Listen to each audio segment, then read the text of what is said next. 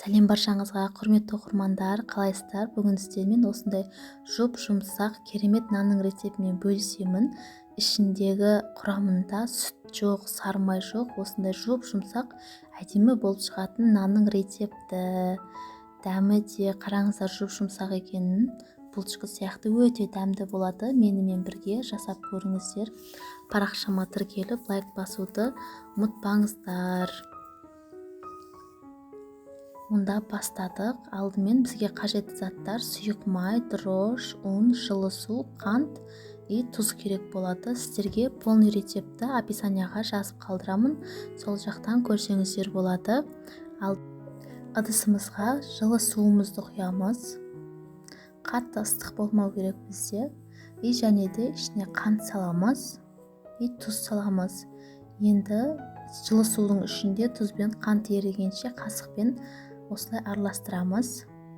Бізде кішкене еру қажет. Суымыз қатты ыстық болса да болмайды. Енді електен шығарылған ұнымыздың жартысынан көптеуін саламыз. Дрожжымызды саламыз. Енді қолымызбен жақсылап қамыр илеуді бастаймыз.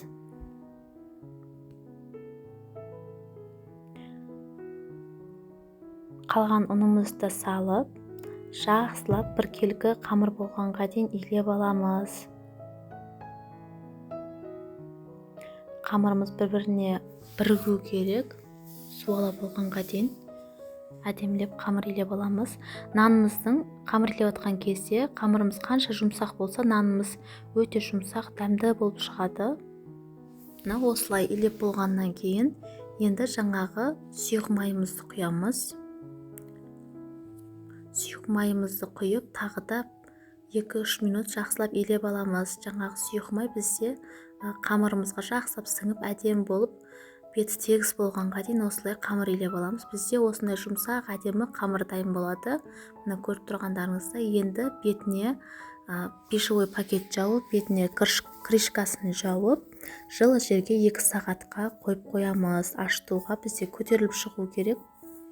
1 сағаттың ішінде бізде осындай әдемі биік болып қамырымыз ашып көтеріліп шығады. Мұны көріп тұрғандарыңыздай тағы бір рет қайырып, суала жасап, тағы да 1 сағатқа жылы етіп орап қоямыз. Тағы 1 сағат бетін жауып орап қоямыз.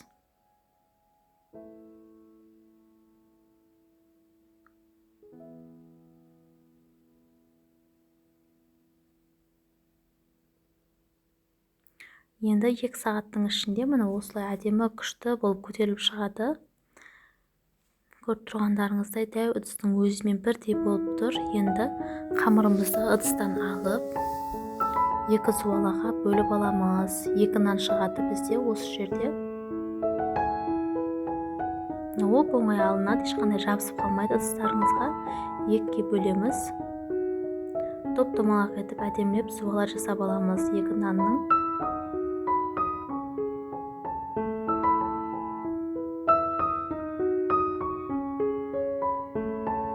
Суаламызды жасап алдық. Енді біреуін бетін жауып қоя тұрамыз. Бірінші нанымыз пісіп, жаңағы суала жасап болғанға дейін қатып қалмау керек. Бізде беті қаясып, пергамент төселген листімізға нанымыздың суаласын алып, осылай топ-томалақ етіп, кішкене осылай жайып аламыз. Осылай кішкене үлкейгеннен кейін бетіне сүргімен 15-20 минутқа жауып қоямыз. Бізде ісінуі қажет, нанның формасын келтіру үшін. Бізде 20 минутте осындай әдемі биік топақ болып пісіп шығады. Енді нанымыздың формасын береміз.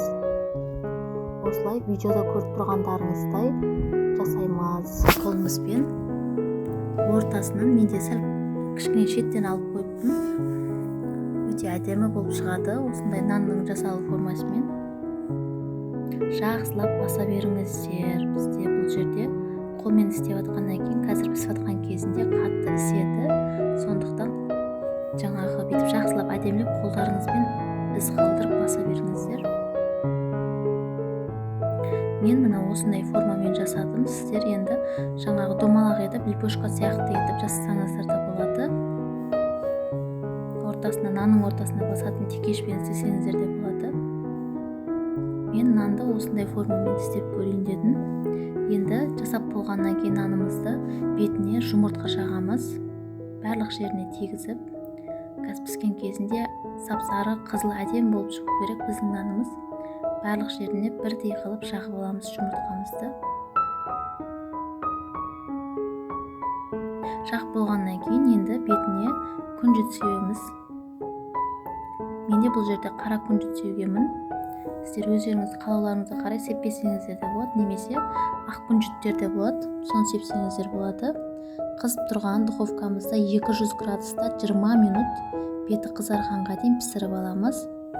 Міне 200 градуста бізде 20 минутте осылай қып-қызыл әдемі томпақ болып, бұлшық сияқты болып ісіп шығады. Ыстық кезінде, пештен шыққан кезінде осылай бетіне сармай жағамыз. Жұмсап әдемі дәмді болады.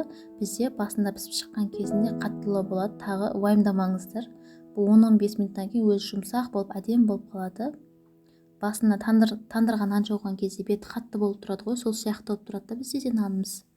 15 минуттан кейін жұмсайды. Екінші нанымызды тағы солай етіп жасап аламыз. Міне тағы бір рет көріңіздер, егер сіздерге ұнаса, осы нанның формасымен өте күшті, керемет болып шығады екен. Ортасына осылай шетіне қарап жайып аламыз. Ортасындағы сызықтарын барлығын жақсылап басып шығамыз. Пісатқан кезінде жаңа көрдіңіздер қандай әдемі болып көтеріліп шыққан ісіп. Піскен кезінде аралары жақсылап неғылу үшін жаңа басып шығасыздар. Енді бетіне бұны да жұмыртқа жағамыз. Жаңа айтып өткендей өздеріңіз қалағандай етіп нанның формасын келтіріп жасасаңыздар болады. Бетіне сәндеп күнжіт сеуеміз. Жаңа айтқандай қызып тұрған духовкамызда 200 градуста 20 минут қызарғанша пісіріп аламыз. Одан артық тұру қажет емес. Мына осындай күшті әдемі болып шығады біздің нанымыз. Менде тағы да парақшамда көрсеңіздер болады. Күлше нанның рецепті бар, тағы да басқа нандардың рецептері бар. Парақшама тіркеліп кетуді ұмытпаңыздар. Алдағы уақытта көптеген рецептілермен бөлісемін. Міне біздің осымен нанымыз дайын. Қазір сіздерге ішіне бөліп көрсетемін. Міндетті түрде осы рецептпен жасап көріңіздер. Сіздерге ұнайтыны анық. Осы ыстық кезінде сармаймен, қаймақтармен өте күшті кетеді. Балдарыңызға да пісіріп беріңіздер. Қараңыздар, уже қандай жұмсақ әдемі болып қалған. Қазір сіздерге бөліп көрсетемін нанымызды. Ішінде сүтсіз, сармайсыз осындай жұмсақ бұлшық сияқты болып шығады. Ішіне қараңыздар, барлық жері толықтай пісіп шыққан. Міндетті түрде пісіріп көріңіздер. Менімен бірге болғандарыңызға рахмет. Лайк басып кетіңіздер. Ас болсын. Сіздермен бірге болған Зұлқұмар.